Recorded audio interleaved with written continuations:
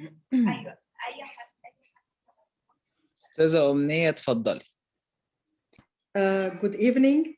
Thank you for taking your time to attend our conference tonight.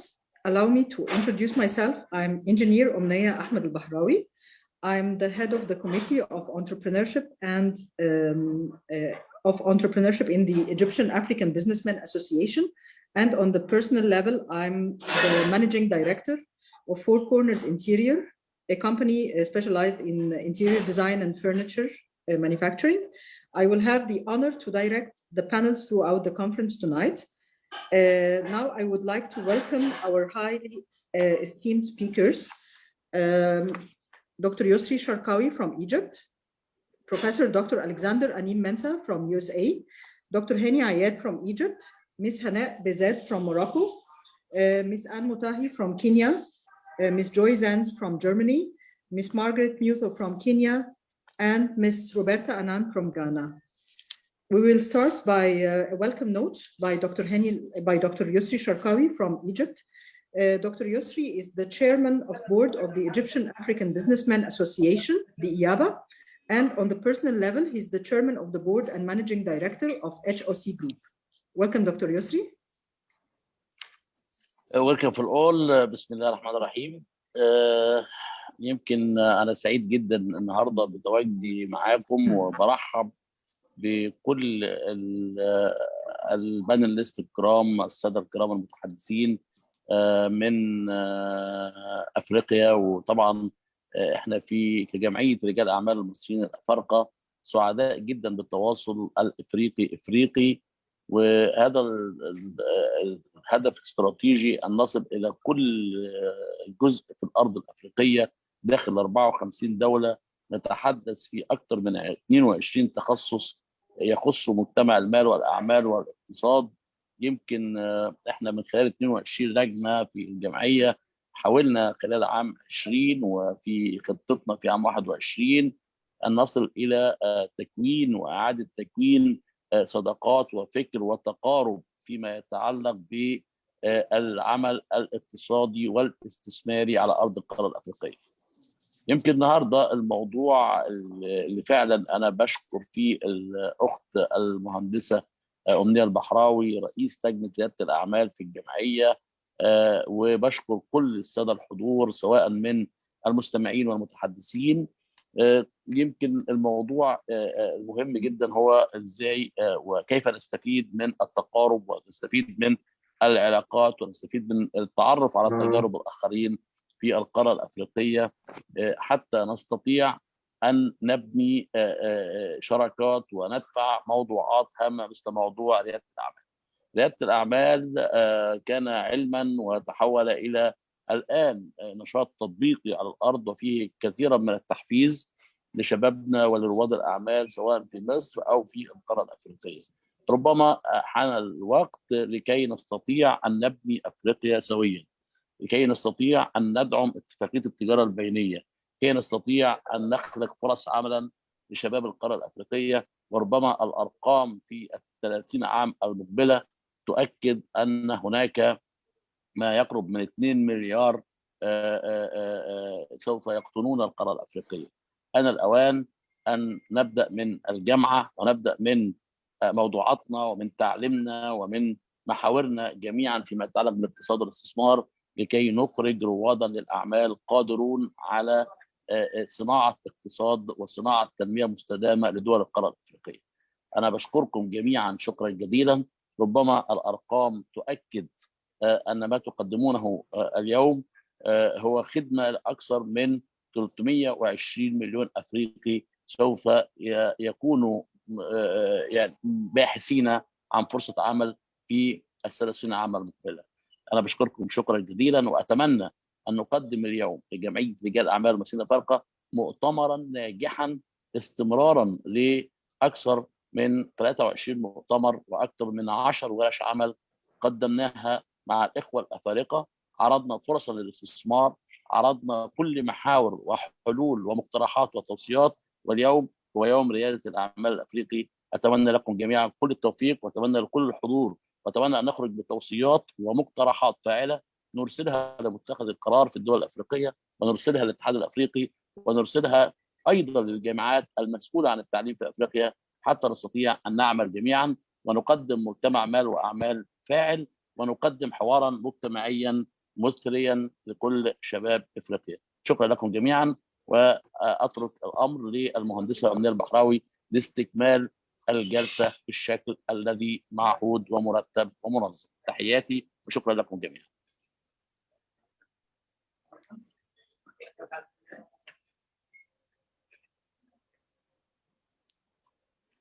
يا دكتور أمنية المايك مقفول. Sorry. Thank you, Dr. Yusri, for your speak. Now we're going to have a presentation on introduction on the meaning of rapprochement and its importance to entrepreneurship by Professor Dr. Alexander Anim Mensah from USA. Dr. Alexander is a technical business and management professional with over 20 years of progressive, diverse experiences with a track record of delivering sustainable results through award-winning performances. He's involved in over 30 inventions and world partners. He has co-authored 2 books and 2 books chapters and several technical papers in the area of membrane science and technology and biochemical applications. He's the recipient of 2019 ITW's Distinguished Patent Award and 2019 nominee for both National Academy of Inventors Fellow, the NAIF, and GUPA Innovation in Science and Technology Award. Welcome, Dr. Alexander. Thank you so much for the introduction. And can I get opportunity to do a little presentation, because I do very well when I'm presenting. Yes, so, please. I'll share my screen for everybody to see here, and then go ahead. I appreciate getting the opportunity to talk on rapprochement and its importance on entrepreneurship. And as you could see, my name is just clear for us to see. And let me project this a little bit. I have only 10 minutes. So my background was already introduced, so I don't need to go through this, but I decided to bring it here. So I'll start with just a teaser. Since this is a short time to present, I didn't add anything concerning outline. So I wanted to define industrialization for us, because whatever we are trying to do, if we talk about entrepreneurship, it has to end up in industrialization of Africa. If you talk about rapprochement, rapprochement, it means basically we want to reconcile, and there's an international relation word for people who are really fighting, which I will define. So industrialization basically is the development of industries on a wider scale. And then if you break it down, industrialization is basically comprised of many industries, meaning industrialization. So you can say agric industry, pharmaceutical industry, oil and gas industry, automobile industry. And then when you break industries down, you realize that there are several companies within industries. And then when you break businesses down, it starts with an idea. So basically from what we are talking about is the idea that you have is a very important thing that you have to take care of. So with that, I would say that an idea is the smallest unit of industrialization and is the first milestone in the process of building a successful business. Another thing I'll mention here is, since we know the idea is very important, we have to take it valuable. But the question becomes, how can we find a viable idea to be able to make sure that it's doing what it's supposed to do? So if you are able to have a viable idea and it's unexecuted, it's very meaningless. Another thing is, we talk about industrialization and development without talking about how to nurture them, secure them, and pursue them, the very viable idea properly. And there should be a way. And I think that's what business networking is looking into. How can we come together with our masses, with our voice, to be able to make our ideas turn into businesses? And if you know, in Africa, there's a lot of ideas abound. But the problem is, how do we turn your idea into what? A business. And how do I screen all the ideas to turn into a business which grows up into a very solid foundation industry with a high level of success within the shortest time and the smallest budgets? So how can the many ideas in Africa be converted to sustainable businesses and industries? And then I've given some answers down there. You have to understand the process. You have to have a structured system. So look at the process, look at the system. You have to get the right resources and the right people to do this. And then also there's diversity and inclusion, which is very important that Africa has. and also making sure that anything that you are working on, you're able to secure it intellectually to be able to secure your future for the company. So with that, I'll go ahead and give a definition of the word Reproachment. It's basically an international relationship word, meaning that establishing a cordial relationship. But this doesn't actually exist in space. It goes with what?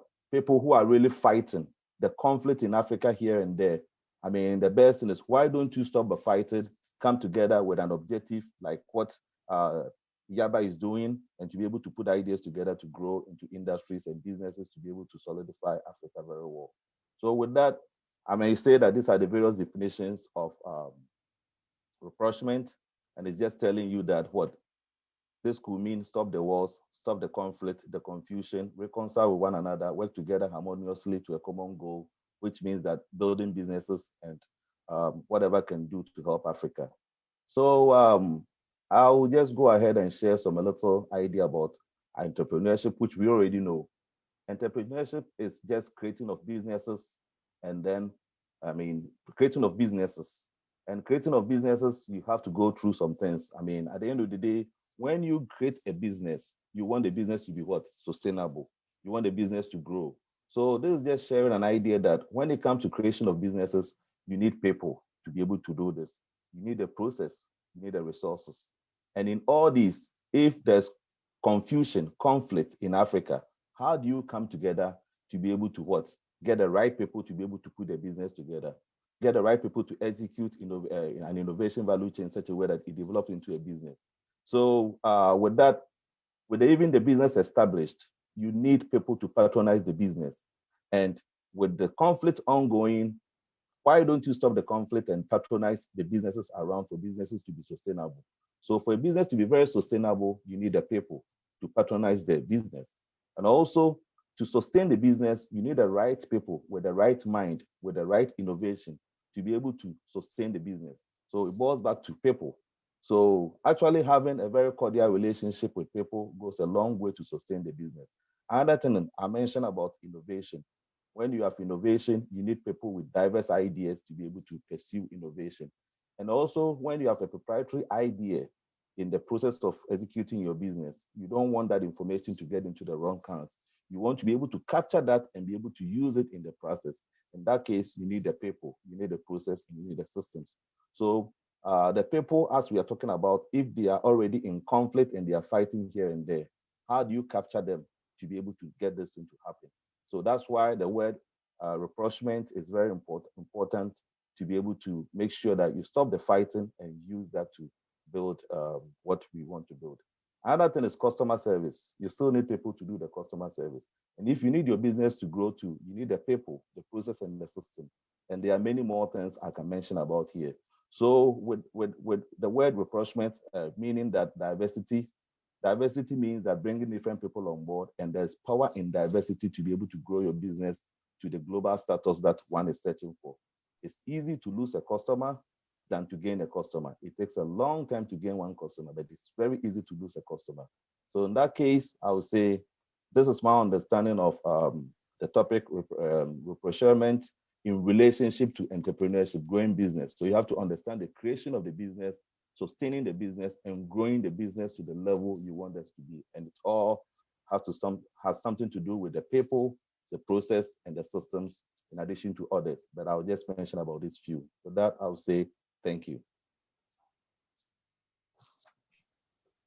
Thank you, Dr. Alexander. I would like to ask a question that we received by the panel, by the audience. How do you find business rapprochement in USA different from this in developing countries in Africa? USA teamwork is really, really heightened here. You know, unlike Africa, people want to be individualistic. In USA, they believe in unity. When there's a project, they look at the strength of the people. I mean, though you may be good in another area, but they see you well fit for that area. So they will put the right people in the right, in the right responsibility. So things move smoothly. And also people are kind of conditioned that, hey, this is your role, and it's well defined. The time is defined, the budget is defined, the constraints are defined, I mean, they put you together and condition you. But in Africa, sometimes, I can't speak for the whole of Africa because I only lived in Ghana and came to the US about 20 years ago. I don't know today, but that's the difference, that in Africa, one person wants to be one man thousand, meaning that one person wants to be like in charge of so many things, whilst people should be used specifically for where their strengths are. So one, you have to know the strengths and you have to know the weakness of the person to be able to apply them respectively, which US does very well. Okay, thank you, Professor Alexander, for your very fruitful presentation. And thank you for being right on time for the presentation. This is very accurate of you. Thank you. Now we're going to have Dr. Hani Ayed from Egypt. He's going to talk to us about the foundation and axis on which Reproachment is built in fields of entrepreneurship. Dr. Hani Ayed is the head of operation at the Entrepreneurship Center at the Arab Academy for Science and Technology, the AAST. He's also a lecturer of logistics and supply chain management in the Arab Academy for Science and Technology, and he's a business development consultant. And on the personal level, he's a very enthusiastic mentor for new startups. Welcome, Dr. Hani. Welcome. Thank you, Dr. Omnaya, for the great introduction. I would like also to welcome all the panel and distinguished guests and the attendees. Actually, I would like to build in 5 subtitles. So I will go from the importance of networking for startups and how we could build great relations between the different countries to build or to merge between the cultures between the different countries and with their different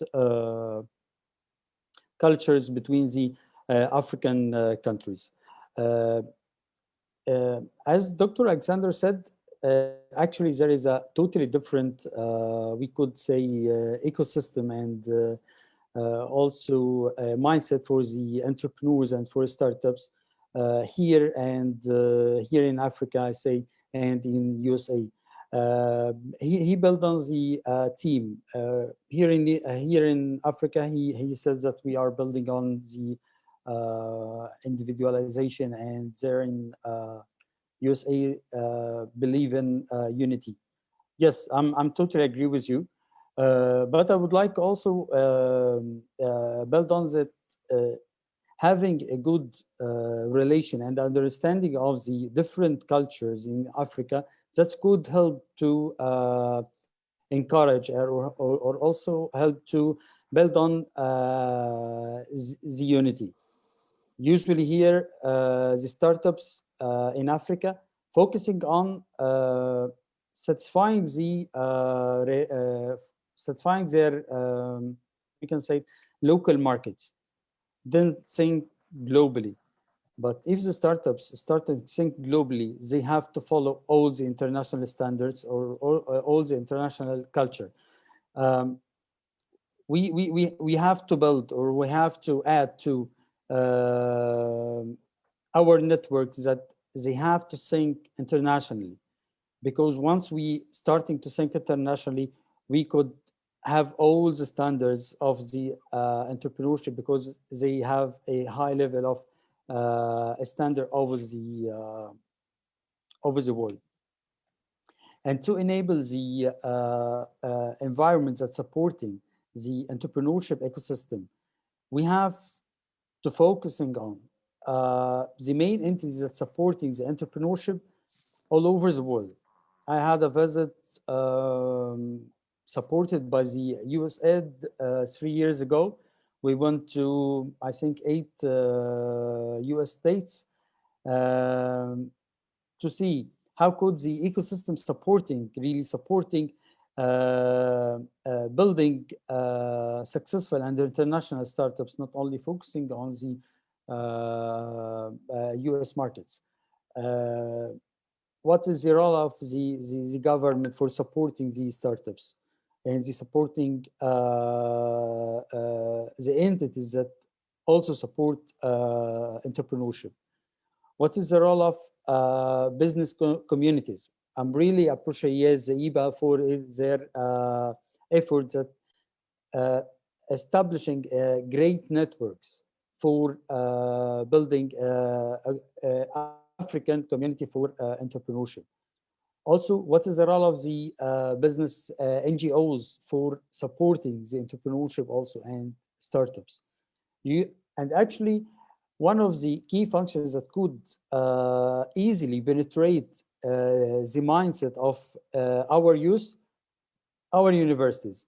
If we could build on the university programs to support the mindset of entrepreneurship, we can easily move by our youth and our even graduates or undergraduate students for studies to be a great entrepreneurs, not only for having a successful or international startups, but having in the same time the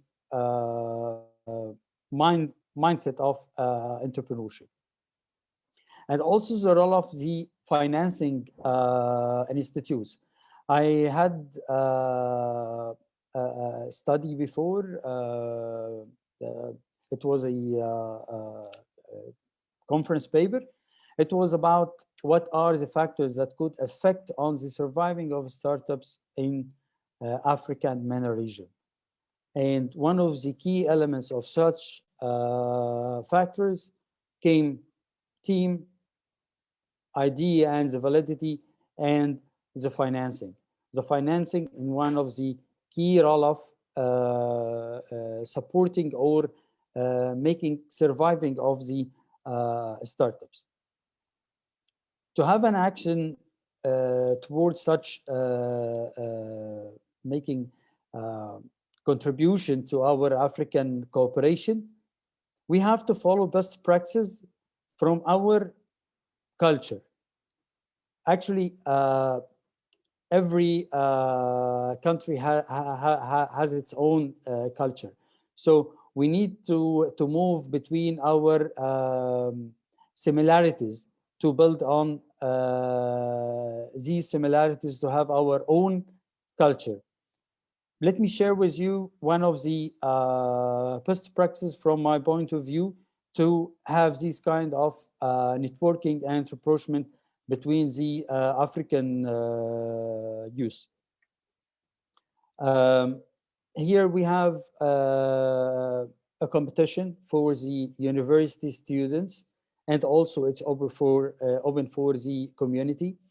This competition is starting to run inside our university. Then we started to move other universities, but in a national level. Meanwhile, we went through an Arabic competition.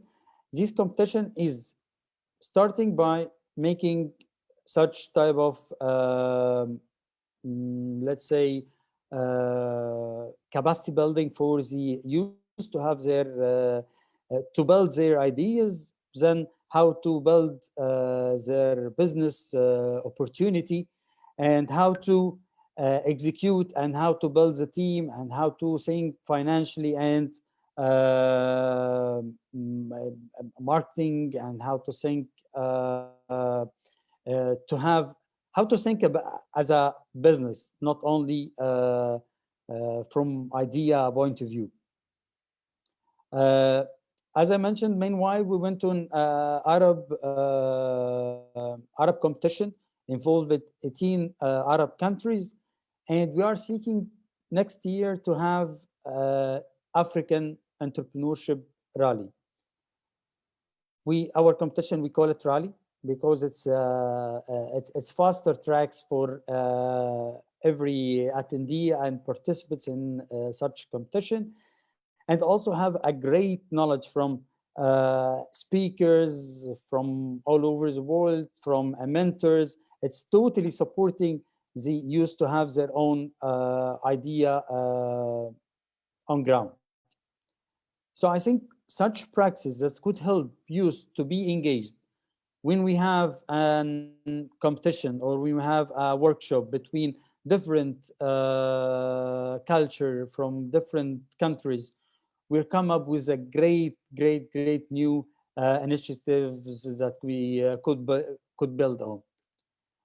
Also, I would like to move to one of the challenges, if we can come over, that could help the startups and also the ecosystem very well. We need to think about our legislative challenges and the regulatory challenges. Let me share the practice here in Egypt. We're starting to have a special regulations for the entrepreneurs and micro and SMEs.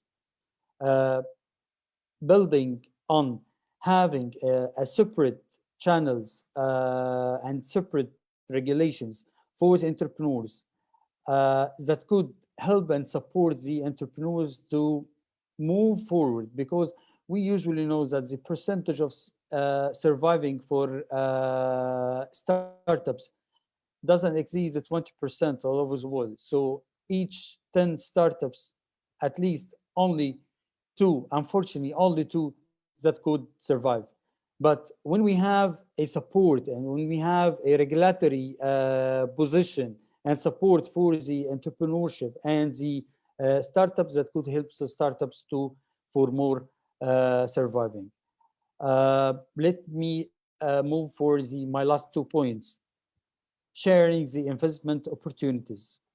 We are all African, we are all in Africa, so everyone could invest and have an investment opportunities. He is investing in Africa, not only in another country, but we are all investing in Africa. So supporting the African ecosystem, we can see a European ecosystem, not country by names.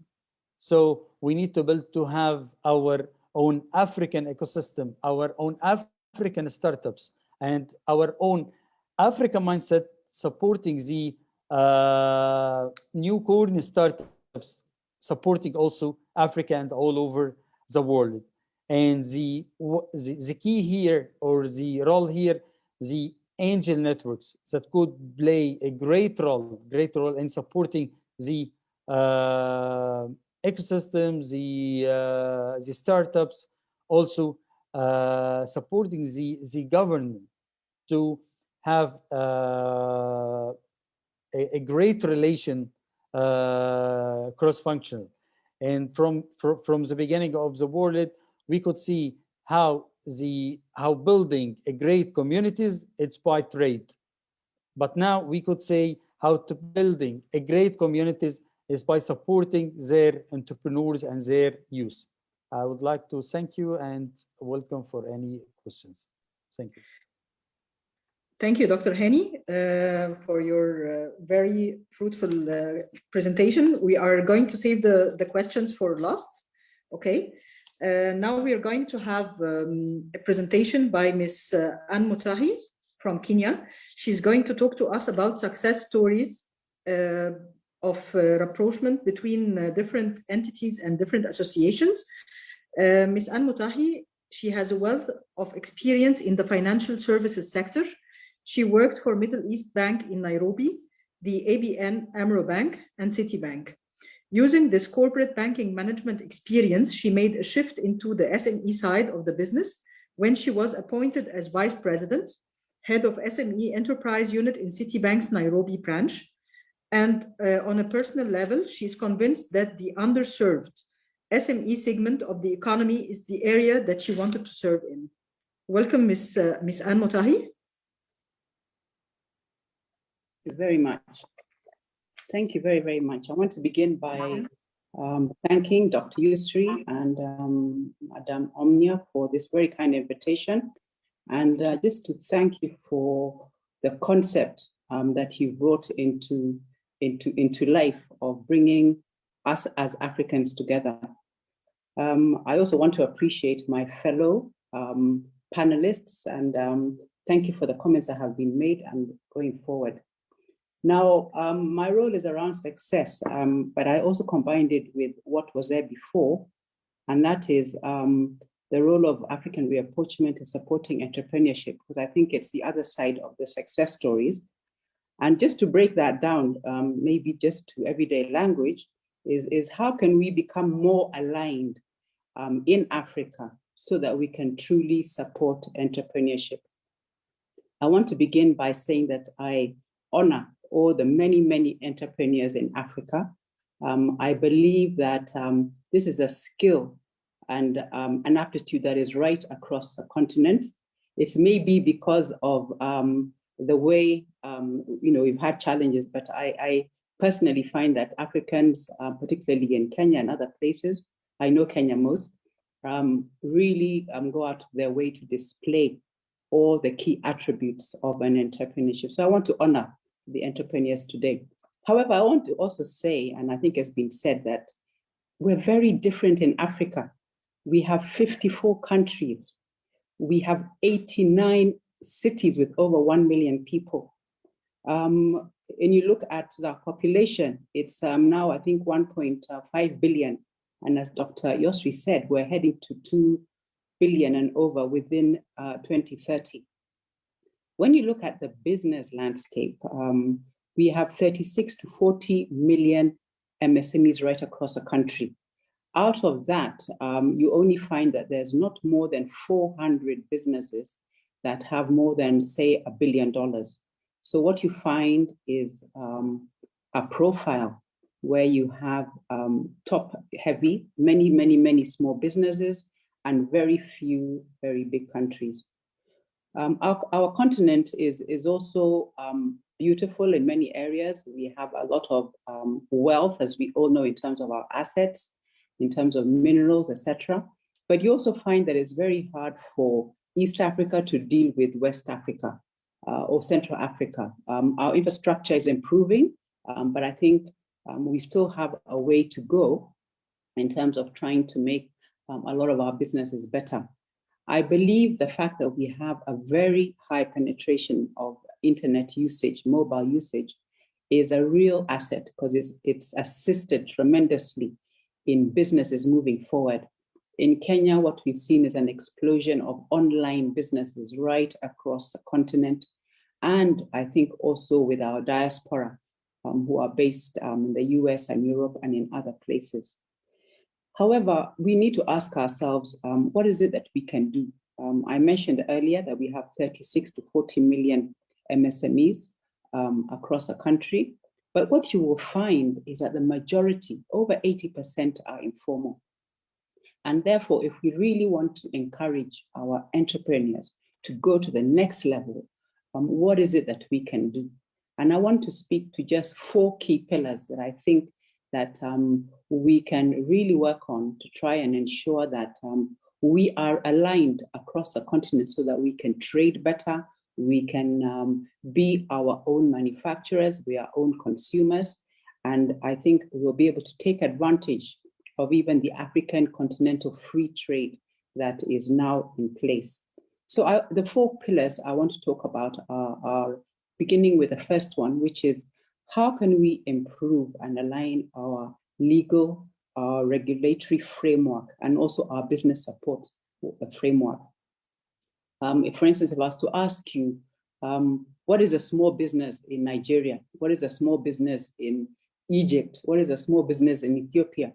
You will find very many different definitions. And I think it's important that we work together as a continent to try and align the definition. Why is it important to align the definition? Is that so that we can be sure of what kind of support goes to grow, say, a startup. What is a startup? How do we define a startup?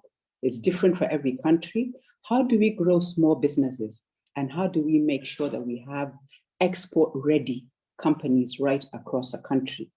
I believe, as Dr. Yosri said, that he wanted recommendations. And one of the recommendations I would make along that is this body that we have here, EABA, can actually make petitions to the AU to begin looking at how can they work around the business environment across Africa and begin to align it, at least around definitions, around incentives to support entrepreneurs, and to really walk the talk. If we say we're going to support entrepreneurs, what is it that we are really doing as a continent? The second pillar that I want to talk about is access to finance. This has been a cry right across Africa that we don't have enough financing. And I don't really believe that is true. I think it's the right kind of financing. Probably we don't have enough financing for startups because they're informal. So we need to work on how can we better distribute the financing that is available to Africans right across.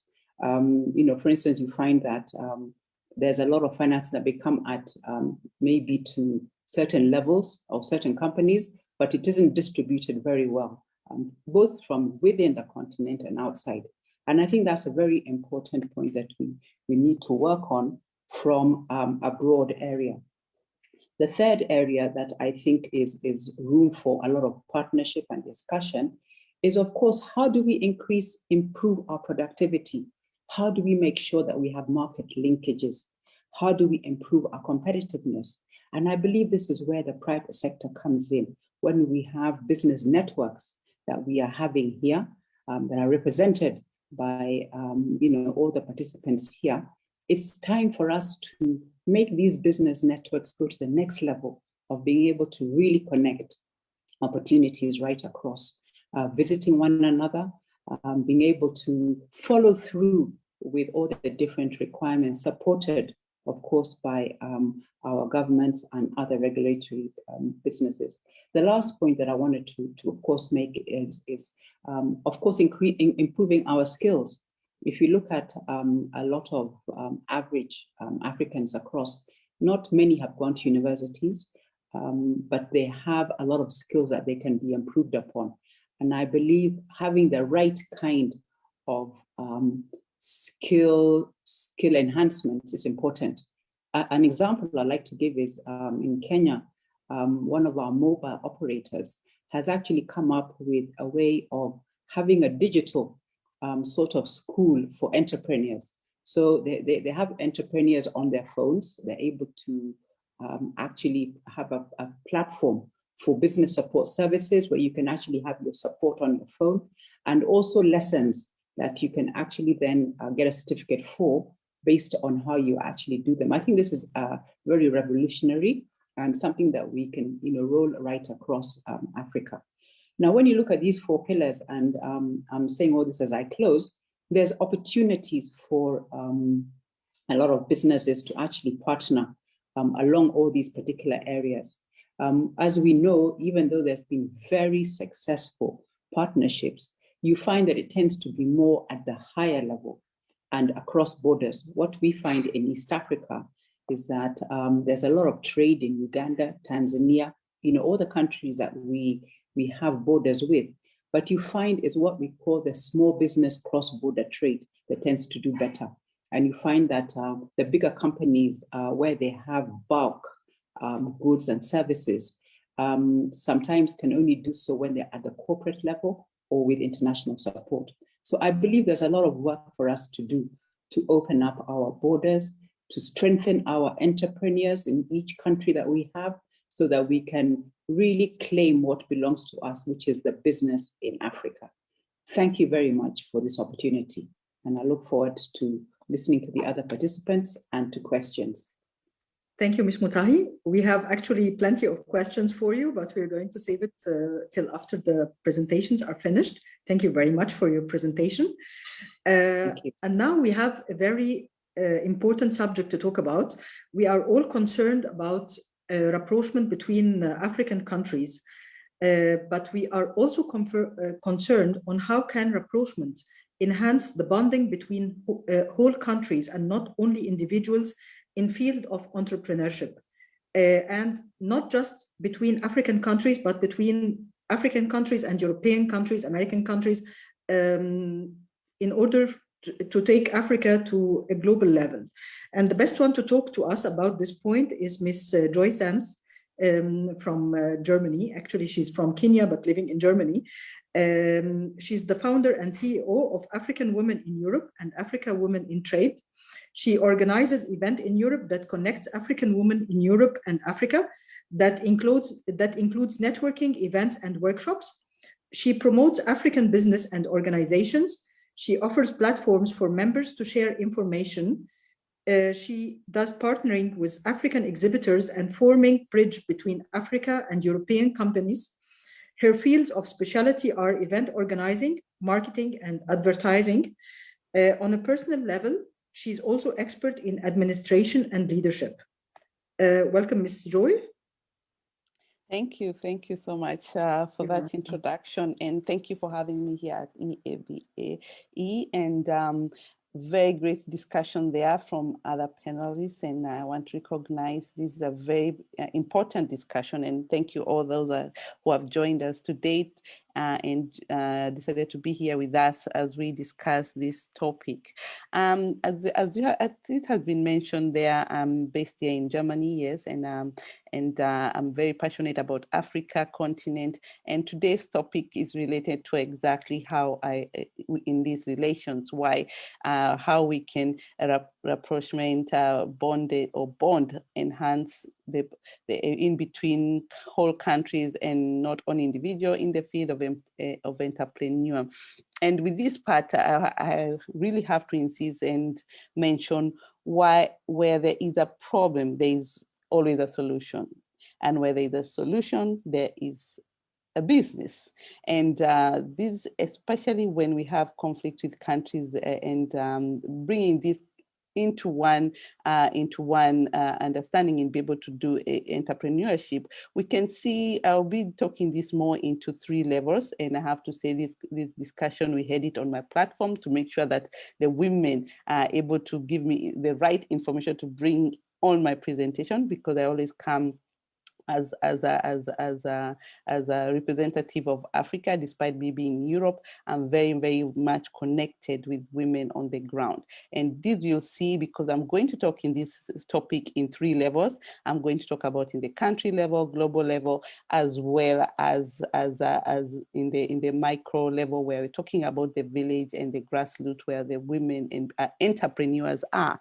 So in the level of looking at the meso level, where is the country level, we have seen this with the Africa Continental Free Trade Area is one of the institutes that is ensuring the countries start building relationship among each other, despite their differences. And we have seen this, we have 54 countries that have already signed, and we are seeing the agreement is also now being enforced in several countries. And this already is one of the levels, I would say, that we are seeing a lot of how the countries are now in the continent willing to work together in terms of ensuring that entrepreneurs are able to trade and do business among each other, despite the differences. And you and I will agree, each country is a different, people here, like here in Europe, they tell me Africa all the time. Africa is a continent, not a country. And you can imagine all these 54 countries with different cultures and different way of doing businesses.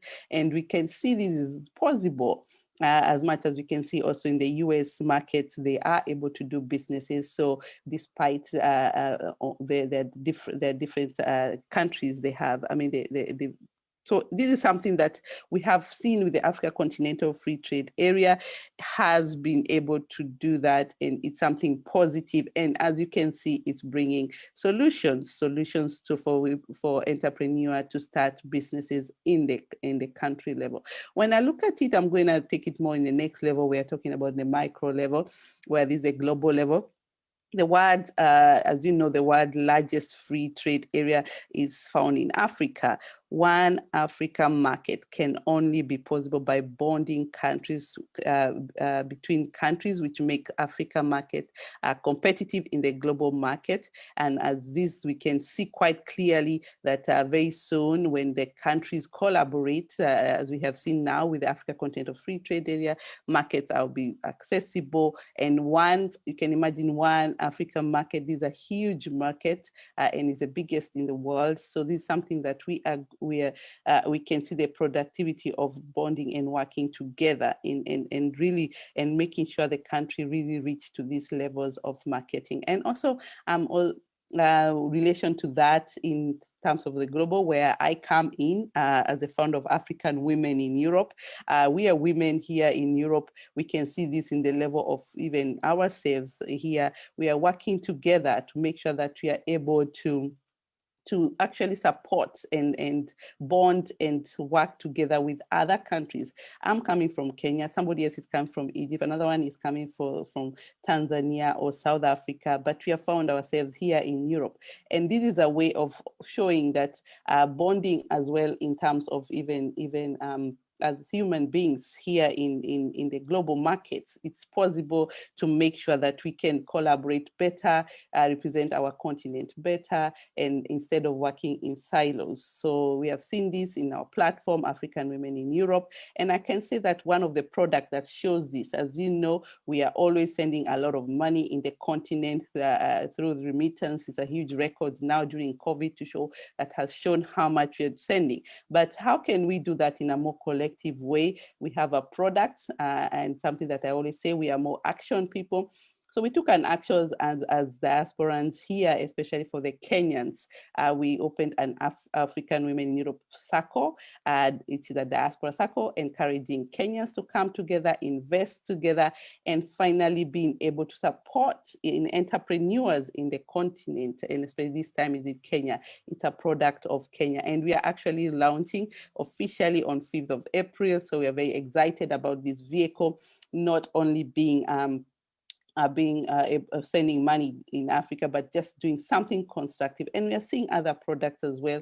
As diasporans, we are seeing ourselves coming, investing in bonds, government bonds, once we see the country is stable. And not only our own countries, we are even seeing other people going to different countries because of the unity that is showing of both of countries working together in the continent. We are seeing also people really venturing new markets, and some of the countries, as you can see, are even opening up for even non-residential or citizenship, like Rwanda and Ghana, accepting a lot of people. So this is one of the global part that I can really represent you in terms of the diaspora being very active in these levels.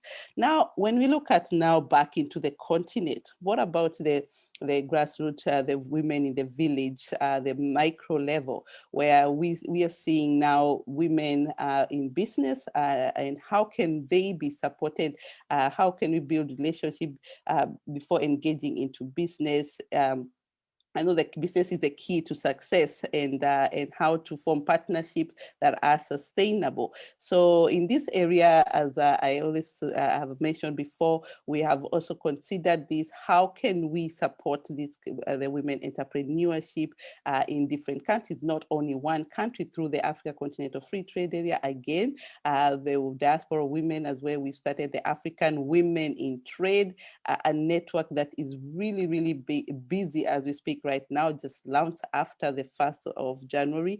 And we are seeing women trading among each other, building relationship and connecting, because this has shown there is a possibility of entrepreneur doing businesses among each other. Of course, it's a very new body, and we are looking forward to the agreements being easy, and especially for the women and the youth and the African women in trade are very, very passionate in terms of really crossing borders, because they are seeing unity in the continent. And this is something that I really want to emphasize here, that we have to go beyond conflicts, building relationship, working together with each other despite of our differences in terms of culture and politics. Part we also cannot avoid that, and when we unite together and work together, it's really easy to especially have entrepreneurship businesses, which is something that we cannot underestimate. When we empower entrepreneurs, we empower actually the economy of the country, because all the countries in the global world are where they are because of businesses, entrepreneurship as well. And we are very grateful that we're seeing women being supported a lot in this area where they are experts, especially in the continent and the grassroots level, and all levels that we we have seen so far. So thank you so much for being here, and I'm looking forward to hear more from the others and more questions as well. Thank you. Thank you, Ms. Joy, for the very informative presentation. Actually, the audience have a lot of questions to you, but we're going to save it for after the presentations. Now we have a very important question for all entrepreneurs: where to start, and what are the suggestions and advice to give entrepreneurs to help them achieve an effective and successful rapprochement when it comes to business? The answer to this question will be told to us by Ms. Margaret Mutho from Kenya. She's an entrepreneur and entrepreneurship ecosystem enabler, working with startups and SMEs tackling challenges through two key initiatives. The first one is 1 Million Startups East Africa Chapter, where they run to elevate investment practical program that accelerates the entrepreneur's talent, business scalability, and impact to increase their attractiveness before investors. And the other initiative is as CEO of Women Biz 360 Hub. It's a women-only hub that supports women in business by helping them overcome the limitations that hinder them from realizing their full potential. This hub helps women understand technology for business through their think tank, where they co-create tech-driven solutions with young technology students. She's also a trainer and coach for women entrepreneurs looking to export their products and services under the International Trade Center named She Trades. She's also a fellow at the prestigious Launch and Grow program by Women for Africa and Standard Bank, Santander Bank program at Thompson Executive College. Welcome, Ms. Margaret. Thank you so much, Omnia, and thank you for having us and organizing this platform. It's indeed a good discussion and very great insights that have come from the previous presenters on how we as Africans, we can come together despite the distance that we are all talking from different countries, that we can come together and talk business, talk about how we can improve our continent in Africa. And to answer the question that you have posed to me, how can we as entrepreneurs, or how can the entrepreneurs in our countries achieve an effective and successful rapprochement in business? And one of the areas that I would like to get us started on is strengthening our African entrepreneurship ecosystem.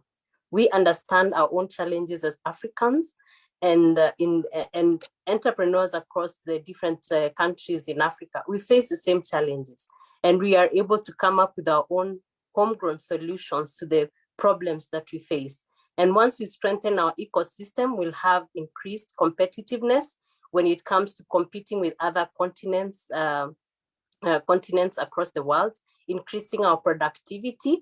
We have seen how during this pandemic, how most of us in our own countries, we had relied on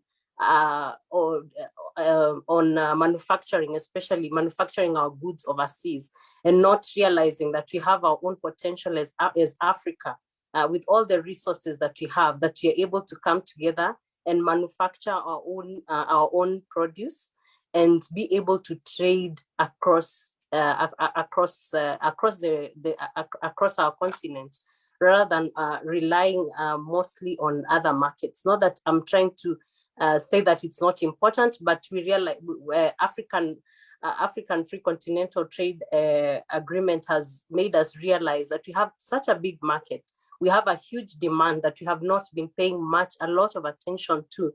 And right now, because of some of the pandemic, we have been able to look closely and see that, yes, there are so many things that we had overlooked before. So strengthening our ecosystem will help us trade across borders, and also lower the immigration barriers, and increase the bilateral trade agreements between countries, so that you're able to increase our business. Right now, I did not know EABA before this particular conference, and it's a good thing because we are now increasing our networks and now coming together as Africans from different countries to see how we can now work together moving forward to support our ecosystem and to support the entrepreneurs that we have in our own countries. And just before the conference kicked off, we were having a discussion, and Omnia was telling us how she has been trying to import furniture into Kenya. And I know if we continue with this discussion further, so many solutions will come up, and we'll be able to even network with other like-minded entrepreneurs that are in the same space. The other area is where as entrepreneurs we can increase this rapprochement in business is positioning ourselves in places where we can influence policy. And this we can only do when we have a united front, because as I've mentioned earlier, we face similar challenges. We understand Africa because we understand Africa, and we understand our own challenges, and we'll be able to promote intra-African trade and increase our markets. The other thing is championing for social economic development. We do have, as Omnia was introducing me before, we focus on the SDGs. These are the Sustainable Development Goals, and they give us a common, level playing field where, as Africans, we are able to tackle more on the social economic issues that will help us grow our own our continent. That will help us grow our continent by focusing more, by giving more attention to social economic challenges that we face. Part of the ecosystem, if I could give an example, we have AfriLabs, which is an organization that has members from 48 African countries that have come together so as to contribute to business innovation across borders, and mostly in the area of technology. We have, as Anne Mutahi has mentioned before, we have seen an increased penetration of internet in Africa, and this has lowered how we can do business, without the limitation of time and space. Like right now, we are able to speak, all together at the same time from different countries, despite where we are at, and leveraging on technology to help us achieve the common goal as Africans, coming up with more technology-driven solutions as Africans to see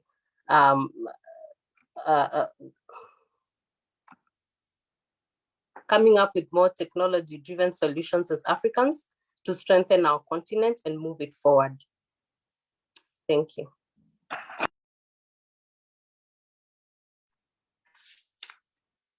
Thank you, Ms. Margaret, for the presentation. Many women have sent questions for you.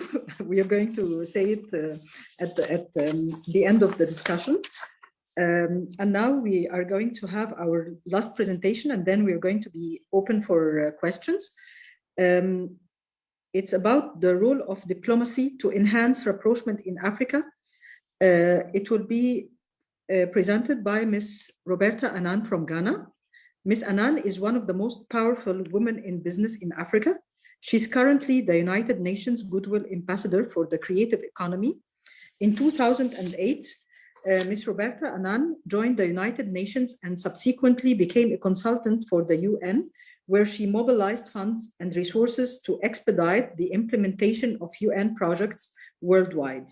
In 2012, she founded Roberta Annan Consulting, which was rebranded to Annan Capital Partners.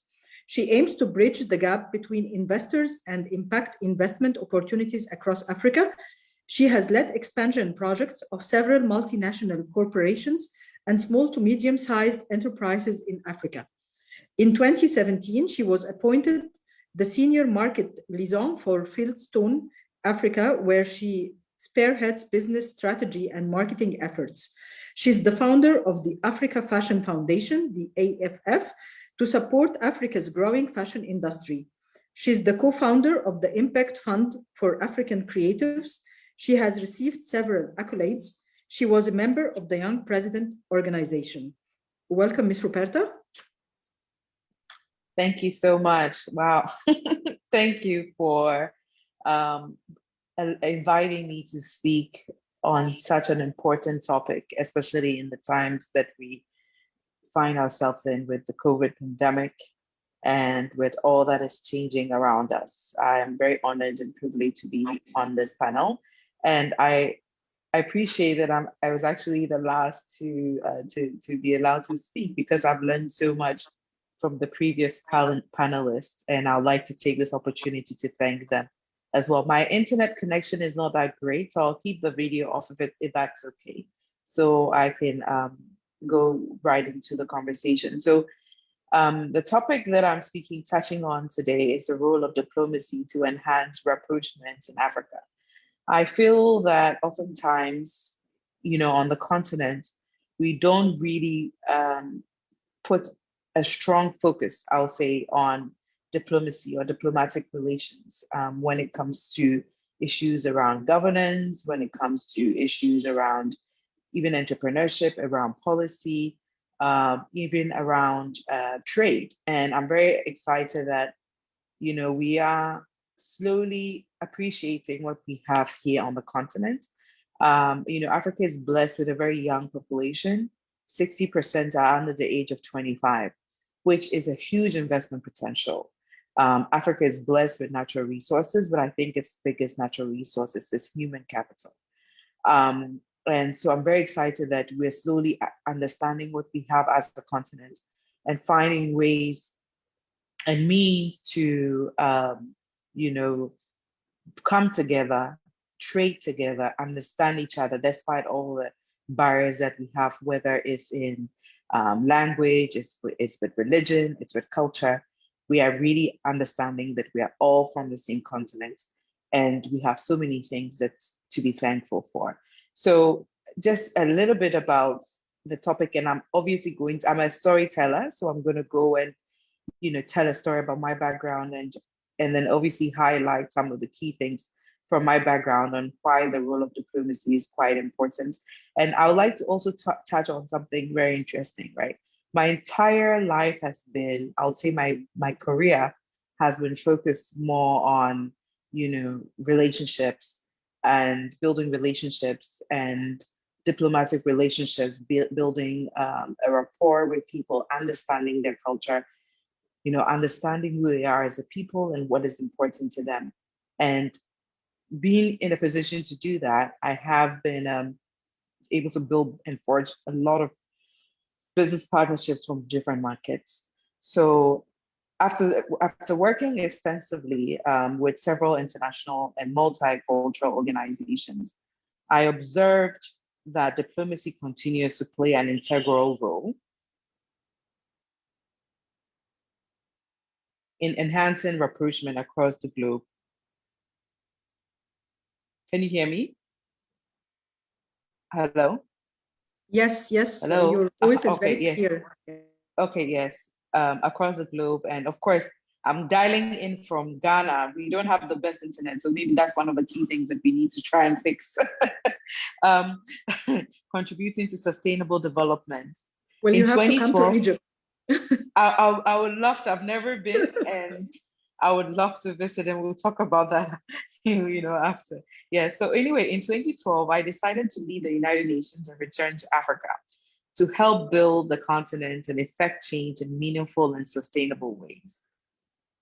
To achieve this, I decided to leverage my experience, skills, knowledge base towards building lasting solutions across the African continent.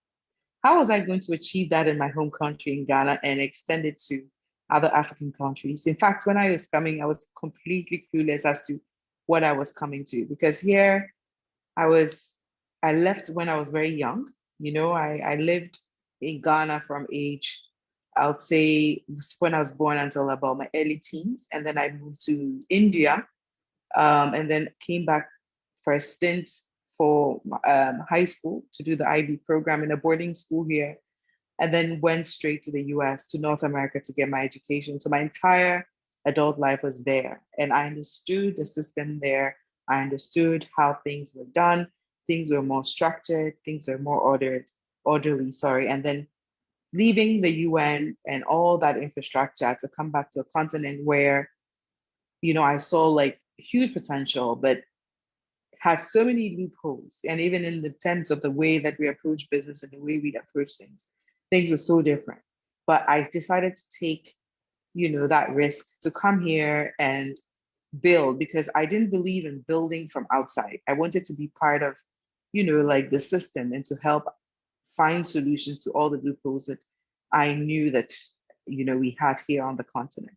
And how, in terms of leveraging our relationships in creating relevant solutions in Africa, right? So some of my personal stories I can share today. For instance, bridging the gap between investment opportunities and investors across Africa through my company, Anan Capital Partners. We've worked on so many interesting projects, such as YALI, which is the Young African Leadership Initiative, where we were part of a group of consultants that brought YALI to Ghana, and kind of structured the partnership with the Ghana Institute for Management and Public Affairs, GIMPA, which is a tertiary institution here in Ghana, because I saw that it was important to train the next generation to think differently, to think entrepreneurially, but also to enhance and enforce collaboration. Because I think one of the panelists earlier said the collaboration was something that, it's not done. It's not common here. People want to operate in silos. And what they fail to understand is coming together as a collective force is actually better for us, because we are able to look at things from an economies of scale perspective. Because if we're a larger GDP, just imagine combining the GDPs of the African countries. This puts us in pole position to compete with other economies, right? If you look at what is happening, especially with COVID, I think Africa is in a very strong position. And if we're able to come together as a collective, we have a solid combined GDP that can then trade competitively with other markets. Because what we're not doing is trading competitively. We often take everything in the raw form and take it to other markets and add value there and adding to their GDPs. And these things are then sent back to us at a premium price. So if you look at cocoa, we buy cocoa, the cocoa beans are bought in the raw form, sent over to, Switzerland and other places. They make chocolate, and then the chocolate is brought back to Africa and sold at like 10 times, the price of cocoa beans.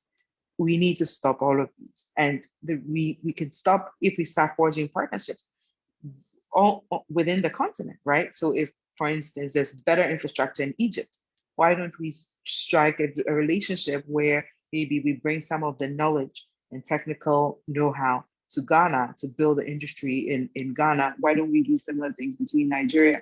Understand, if Nigeria is strong in textiles, then that knowledge transfer can then go into Guinea, so that we can boost the economy together and then be competitive to the global economy. So the other way that I've leveraged my relationships is I realized that the creative industries is a tool for inclusive growth and development of our continent.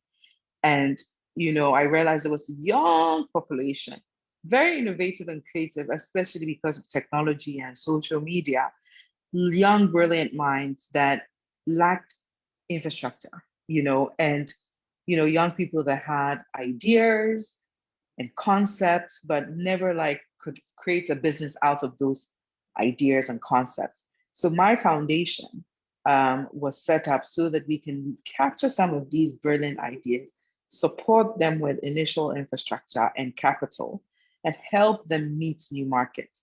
So helping them plug our culture on the global scene in a way that is very, very I would say effective. So it's not just going and making noise, but in a very structured way that could actually yield business.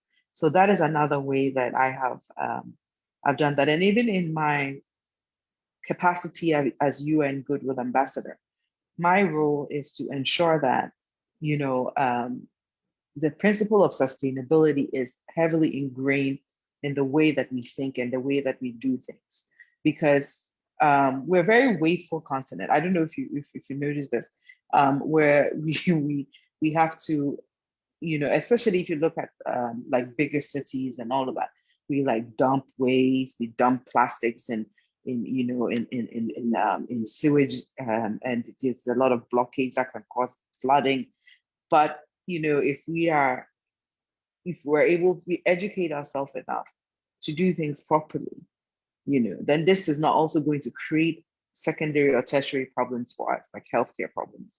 So my role is to ensure that people have sustainability within their ethos. So within their business strategy, they should think about environment, because we are blessed with a very beautiful and strong environment. But if we're not able to take care of it, then it starts, creating issues. If you look at climate change, these are all issues that we have put, we've actually encouraged, I'll say, as citizens of this world, we have contributed to all these problems. But if we pay better attention to these issues, then we'll find ways in which we can live in this beautiful environment and protect it for the generation to come. So if in terms of, I'll go to the role of key players, right? So if you look at the development of the continents, it focuses more on fostering relationships among key players and stakeholders. Ultimately, this will promote the agenda for global cooperation. As stakeholders, we need to promote solidarity-based contributions. Our work must reflect this commitment to build a more sustainable business ecosystem that enhances economic growth, entrepreneurship, and international trade. Despite the many challenges Africa is faced with, there are a lot of burgeoning and development markets across the region, with entrepreneurship on the rise. Fintech, for instance, is an area that it's very dear to me.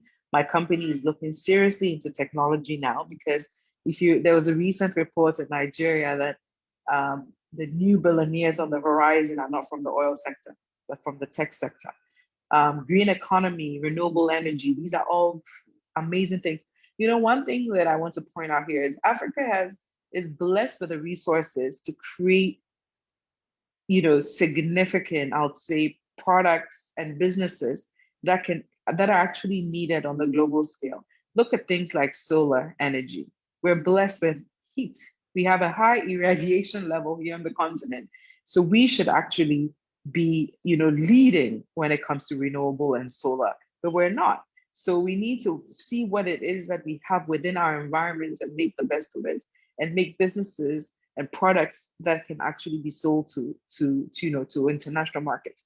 And if we want to drive the prosperity of the continent, we need to start with these things. We need to look inside ourselves. We need to look around ourselves and around our environment, and to see what it is that we can use to create, and drive our own prosperity. We don't need to wait for Western aid to come in to solve our problems.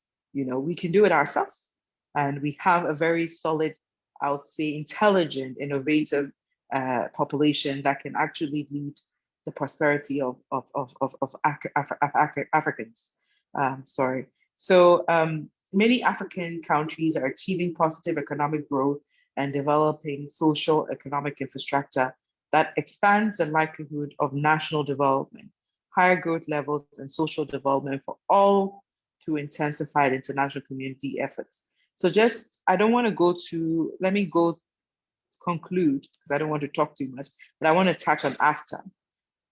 So the need for enhancing rapprochement across Africa, right?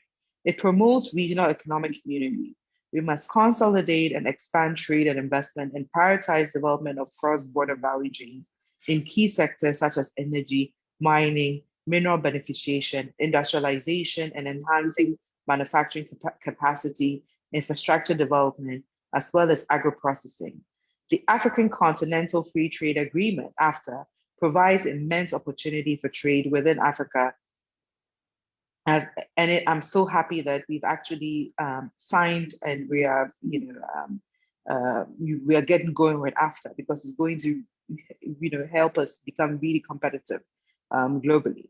We need to ensure that we are ready to take advantage of the potential offered by this expanded market access.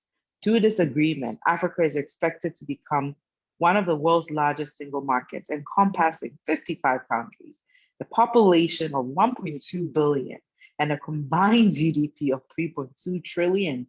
The development of the necessary infrastructure is going to gather speed, and we must be ready to play a key role. I'm very excited to be here, and I'm happy that we have counterparts speaking from Kenya, from Egypt, from Ghana, from the US, and from this different markets, because I see that this is the beginning of many important things. And I'm happy that we're having this very, very, very important conversation. Thank you for having me. Thank you, Ms. Anan, for the very, very useful presentation that you told us. Now we're going to have questions from the audience to the panel. I summarized them. The first question will be to Professor Alexander. How can we as Africans move away from the individualistic approach to entrepreneurship, having in mind the best examples from other countries like USA? There are several things we need to look at. Since we are talking about entrepreneurship, that means we are talking about business. And business means that you want to be competitive, right? To be able to exist and then also grow. One thing which is missing in Africa is a strong IP system.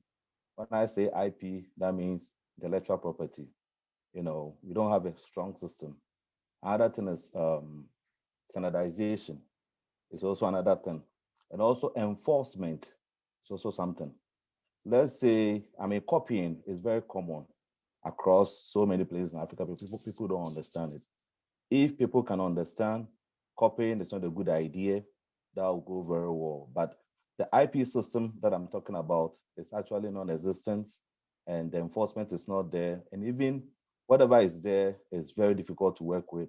And I'm thinking when some of these structures are put in place, it will really enhance competitiveness for things to really grow. And also, another thing is also transparency. And also, I would say that education and awareness. You know, we have to we have to try to educate people and make aware some of the complications and train people to be able to understand, what goes in and out of every situation to make it happen. So that's what I would say for now. Thank you, Professor Alexander. My next question would be to Dr. Hani Ayed from Egypt. Dr. Hani, you mentioned during your presentation the African ecosystem. So kindly elaborate what you mean by African ecosystem in the context of Reproachment. Yes, for sure, as in each individual country have its own and unique ecosystem. As I can see here in Egypt, we can see how kind of the collaboration between the governmental and non-governmental entities, the business associations as IBA, the universities, the financial institutions such named banks by their names. We need to find a common African supporting all African, not only each individual country in Africa. I think IBA can play a great role here, and how we can use or utilize the agreements between the African countries like COMESA, and how to propose a new agreements supporting the entrepreneurs using the key roles in each African country to build such an ecosystem for Africa and an ecosystem. Yes. Thank you, Dr. Hani. My next question will be to Ms. Mutahi. Ms. Mutahi, as an expert in the African continent, is the difference in languages in Africa a chance or a challenge regarding Reproachment from your point of view? Thank you very much for that question. As I had said in my presentation, there is quite a lot of barriers apart from even infrastructure. There is language, but I think this is a decreasing liability, because I find that a lot of countries now are bilingual, and you find that regional languages now are becoming more accepted. So I think language, for instance, trading in Congo, a lot of Kenyans trade in Congo, which is Francophone. As you can see, Rwanda now is bilingual. It was previously Francophone. So I think those differences are becoming less and less. Thank you very much. Thank you, Ms. Mutai. My question to Ms. Joy Sands, as we live in the entrepreneurial age, how do you see the power of global economy in supporting entrepreneurship and ventures for the African youth? Yes, there's quite a lot of opportunities in the global market, thanks to the situation we are in right now with the COVID has shown that we are all one global market. And now you have access to every market wherever you are. We still have to do with the practical part, but it is an opportunity for Africa in general to start trading. And you can see as I'm here in Germany, I am really running an organization in the continent with Africa women and youth all over Europe and all over Africa. And what they're doing, we are finding ourselves trading, and they also want to enter into the Europe markets as well as the US markets, and we are connecting them as well. And also supporting in when it comes to financial support to scale up, of course, and to also to start. And entrepreneurs are really having an opportunity to be exposed to the markets around global. And this is an area that we should take advantage of right now because of the situation it is right at the moment, and try to embrace technology because as Ms. Mutahi said, it's we need to get the technology really vamped up very quickly so that we can really educate our people how to get connected and also improve the internet connection in the continent, because we're seeing that as also another challenge. But there is improvement, of course. Some countries are advanced than others, but we can already look at it as an opportunity for the global markets, and the global markets are ready. But we should also consider not only for the global markets outside the continent. There's so much opportunity in the continent itself. So we are seeing interest from women who want to trade from South Africa to sell products to Nigeria and Kenya to across to for example, in Egypt, and we are really looking for channels to make sure that this is possible. I've seen that we are all partnering with transport company to make it easy. I've seen like UPS, which is a private sector, are giving a very discounted price to make sure that the products they're able to reach in safe hands to customers. So there's a lot of trading and for the entrepreneurs globally as well. So there's a big opportunity there. Thank you, Ms. Joy. My question to Ms. Margaret Mutho, as a professional in the women entrepreneurship sector, what are the most reachable opportunities for women to support funding in Africa for African startups?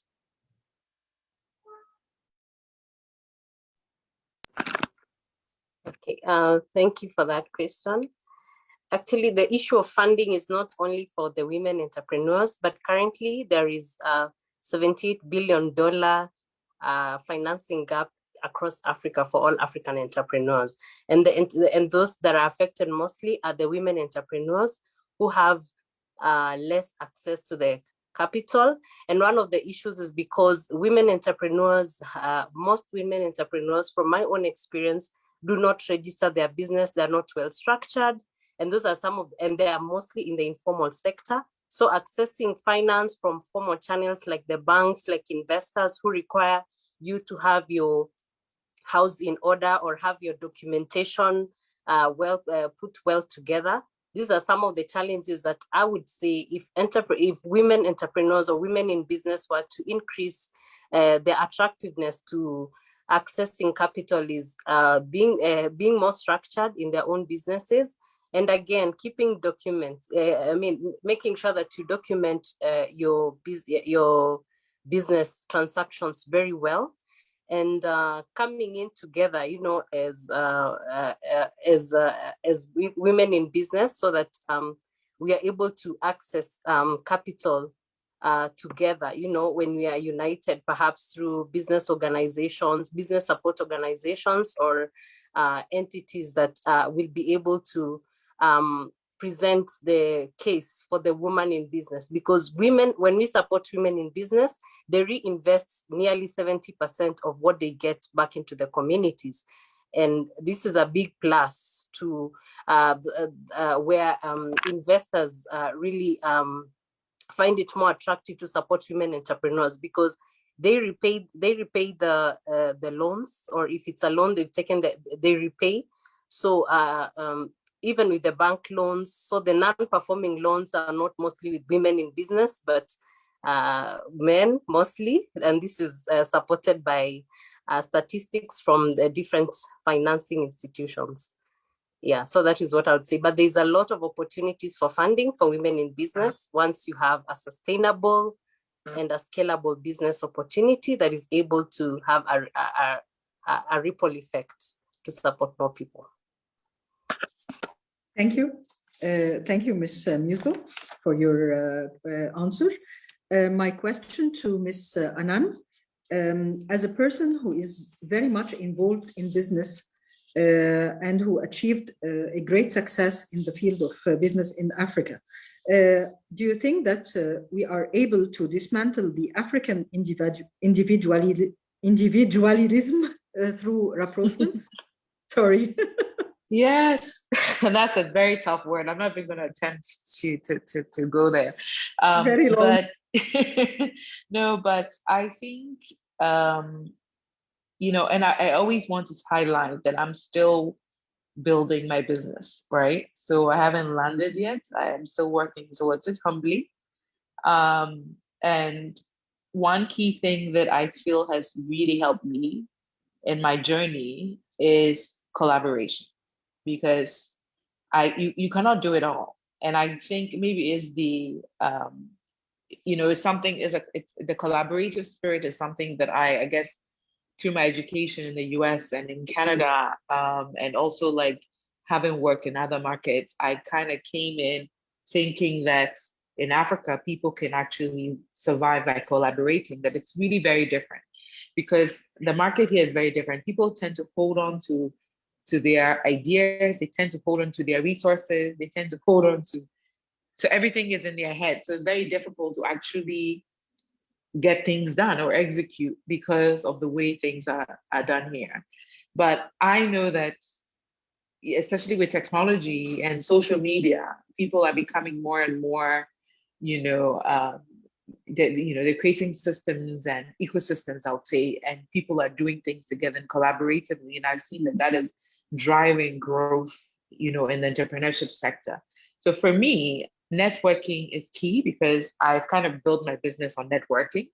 You know, my first ever transaction that I did under my company was gotten through, you know, by networking and delivering. And then it became a word of mouth, you know, kind of, oh, this girl is great at doing this. You can hire her company to do this. And then it just evolved that way. And then I started my business as an advisor, as a consultant, and doing very well in my consulting and being referred to other people. I built a consulting business. And then I started looking, I was like, okay, consultants don't really make money. They get a fee, but people that make money are the inventors, people that are, you know, have the technology. So the person that owns the technology has the money, the person licensing the technology doesn't have the money. So I wanted to go in a different dimension to be able to also access, because I also wanted to make a certain amount of, or access, and I'm still working towards it, a certain pool of capital so that I can really impact community. So I started investing my money in technology. So some of the things we've done, we have a ride-hailing company that is like an Uber, but is very focused on Africa, and we signed 3 African countries and we're looking to expand. We have a fashion tech business that is registered and just recently won a grant from Epic Epic Games, which is basically, I don't know if any of you are into gaming, but this is like PlayStation and all of that. And we're developing like a virtual reality fashion experience for brands. And so they gave us a grant to develop that, you know, but these are very interesting kind of in new markets, you know, ideas that if I were the traditional, you know, kind of African business person, I probably wouldn't think outside the box. But through collaboration and just through networking and meeting new and being open-minded to new ideas and new opportunities, I've been able to, like, you know, kind of push myself outside of my comfort zone. And I think that's one key thing that message that I want to leave on here is that sometimes we need to just get out of our comfort zone to be able to. Entrepreneurship is about that fire in the belly, you know, that's eye of the tiger, you know, you want to really win at all costs. And sometimes, you know, you need to know that you do have an ecosystem and you can lean on your ecosystem. You always need a sponsor and you need a mentor. You need somebody that is going to open the doors for you, and you need somebody that's going to write you the check. And you cannot get this by sitting there and not networking. It's also letting people understand the value that you're bringing to the table and how you can also support them. It's not always a one-way ticket, but it's really a two-sided thing. But you have to also be willing that it's not as glamorous as we see on social media, that it's a real hustle. You know, for at least 5 years, I hustled until, you know, things started getting better for me. And through that hustling period, I was building character. You know, I was forced to like meet the things that I did not want to. One of the key things that challenges for me was conflict resolution. I was just not great at it. I don't like confrontations. I didn't want to meet people, but I was really pushed to really do that and just face and just be able to like be honest about the situation at all costs. And, you know, you need to learn these things about yourselves and understand your weaknesses and just strengthening them and really, really sharpening your strengths. Your strengths you thrust out there in the middle of it, and then you work on your weaknesses and not really expose your weaknesses to people, but you know it internally, but you have to work on it, you know? So it's not an easy journey, but it's quite rewarding if you're able to like put the work into it. Well, thank you, Ms. Anan, for your great answer. My question, and this is my personal question to Dr. Hani.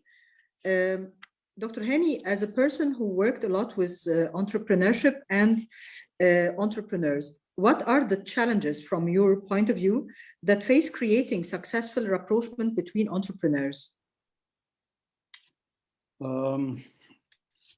Actually, dealing with the entrepreneurs, let's me take it from the university side. Dealing with entrepreneurs in the age of college, actually,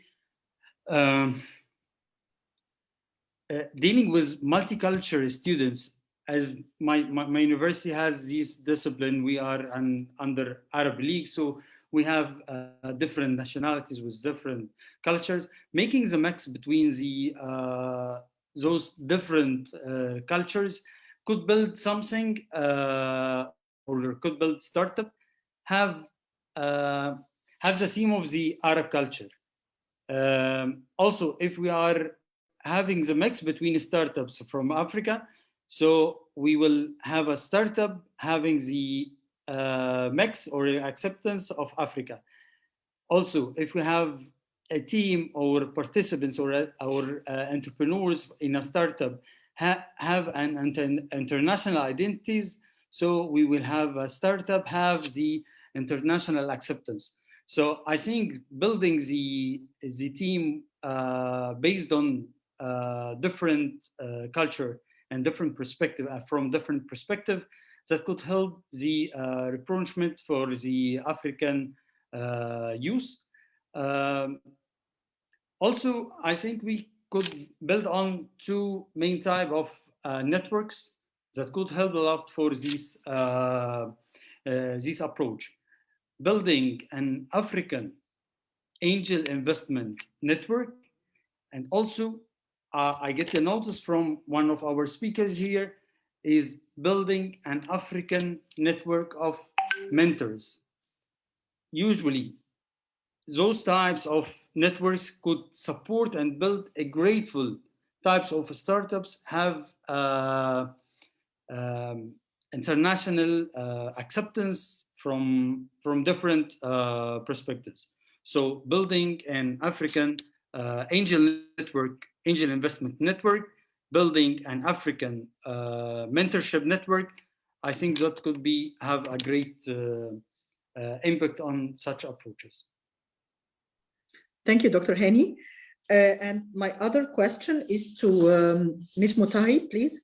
As I know, you're very involved in rapprochement between a lot of associations in Africa and MENA region. The COVID-19 and has changed a lot in the demand in all markets, and this, of course, includes the African market. So, what is the change that you can sense in the market, and how can we transform this to an opportunity instead of a challenge? Thank you very much for that question. Of course, COVID-19 has negatively impacted a lot of businesses in that people stayed at home, demand went down, people were let off, so their incomes reduced. So there was that negative effect. But because people were at home, what you found is that there was a lot of online businesses that went on. I can give an example of here in Kenya. Supermarkets now did, I think, 4 times the kind of sales that they used to do from walk-in to online. And you found that delivery, the business of delivery went up because people still had to, feed and eat. So there was the opportunity of that. There's another way of doing business. And I think that's a very important lesson that we need to carry on with. I believe that COVID-19 will not last forever. There's vaccinations that are taking place. And we need to, I think very, have a vision of what would we look like, not only as individual countries, but right across Africa after COVID-19. And I think this is an opportunity for us to reorganize ourselves. I think several speakers, including myself, talked about informality. And one of the drawbacks that we found out about informality is that unlike a lot of EU or American economies, we were not able to identify who these SMEs were to actually help them because they're informal. There was governments that were trying to give aid to businesses, but where were they? So I think things like that are things that we need to be very quick to fix very quickly. And I think those are things that governments must do in terms of setting down proper guidelines, being very realistic about the size of their countries. Most of our African countries have a huge youth bulge, which is an advantage, which means that startups will be the businesses of the future. Because as we all know, employment in formal businesses is not something that probably will continue in the next 5 to 10 years. So therefore, what are we doing for startups? I like the ideas that were said about how can we have networks of angel funds and of course, even mentors. But I really think that we need to tackle the issue of informality. And one of the areas of tackling informality is to offer proper incentives. What incentives do we give as governments and as business networks to SMEs to actually grow their businesses and come out of informality? And I think, as someone mentioned, if we can come out of informality, then I think people can get the financing they require and other support services, because it's not only financing that is required to get businesses to grow. Thank you. Can I make a quick comment? Because I think when I was speaking, I forgot to mention something that we did in Ghana during COVID, which really dovetails from what Miss Anne, is it okay just to? Yes, please. Yeah, so during the COVID-19, this was last May, my company, Untitled Partners, together with 2 other partners, Grow, Unite, Build Africa, and Women's Empowerment Investment Group, which is a company I'm a shareholder of and also on the board of. We set up a COVID-19 stimulus package for women entrepreneurs.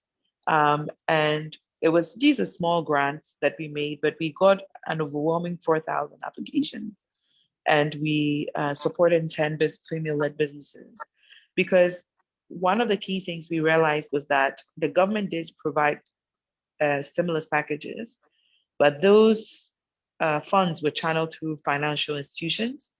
And a lot of female-led enterprise, I think someone touched on this earlier, lack the infrastructure. So they don't even have the business registration or bank accounts to be able to even access those funds. So a lot of the females-led businesses did not even get some of the government stimulus packages. That's why we decided to basically add this on to, as an additional, I would say, lifeline, for women, so that they could also access free grants. And what we realized from the 4,000 applications we had was that only 700 of those applicants had registered businesses. So that was even like we had a secondary opportunity to even create avenues to formalize these businesses, help them register and get bank accounts, and we put them on an accounting software called OZE, so that they can also monitor their transactions and their clients. But it's so important.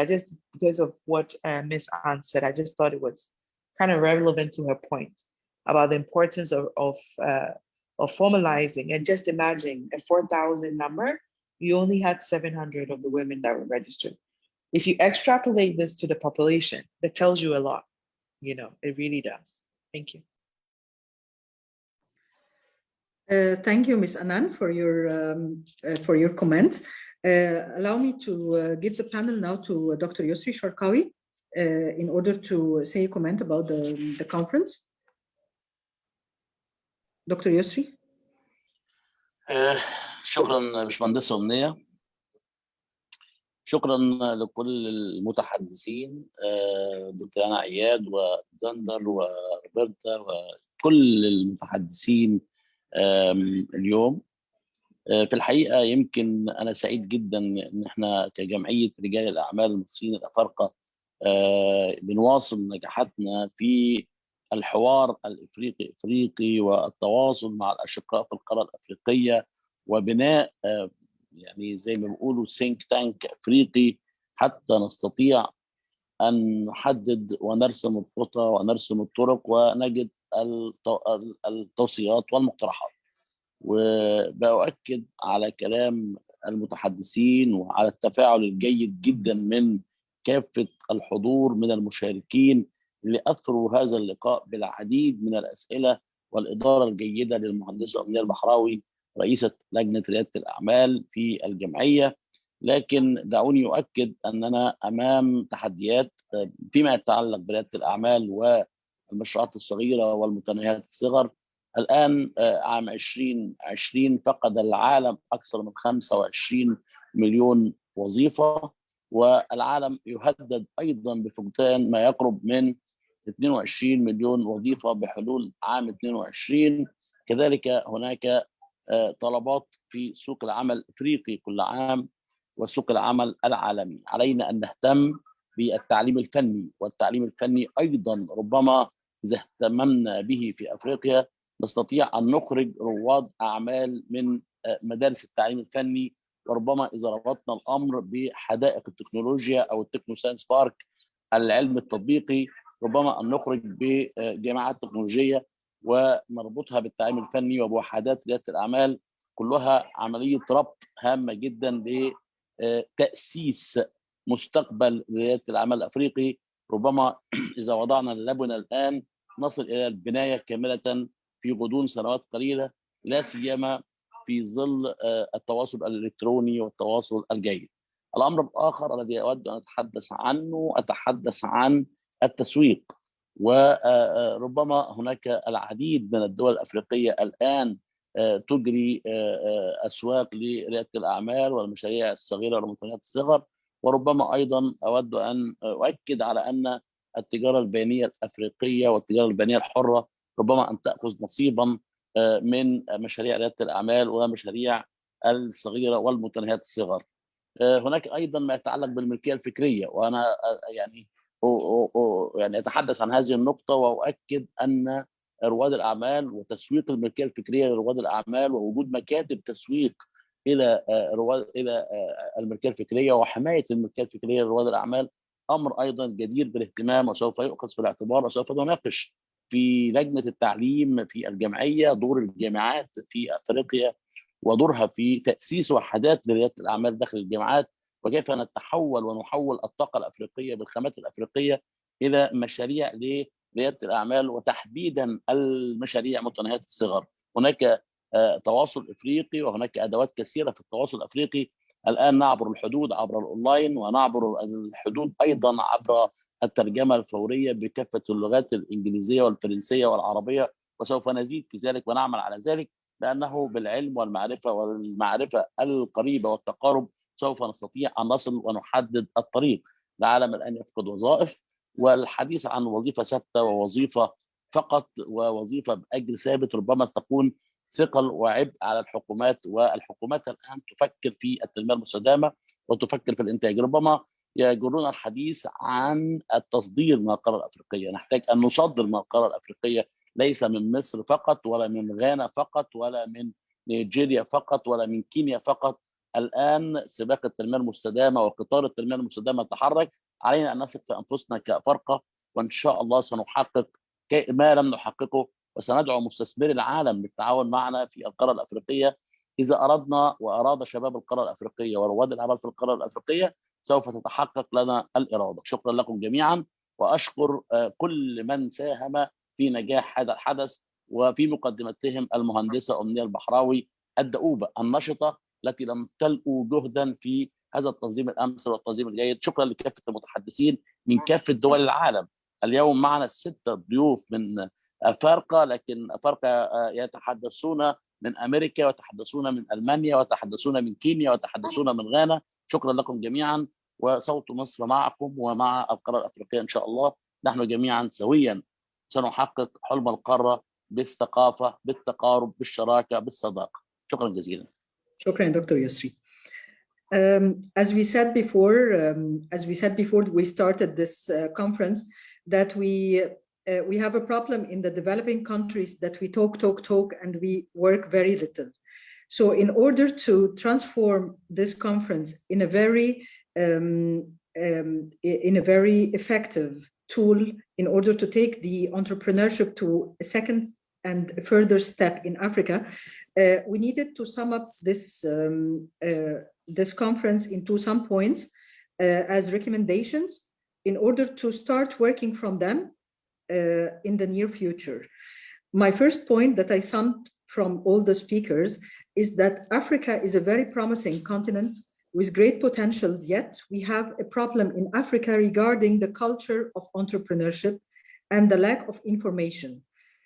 So here comes the role of Reproachment, to make information reachable and to create networks to support entrepreneurs. Reproachment is not only meant between business and between SMEs and between investors.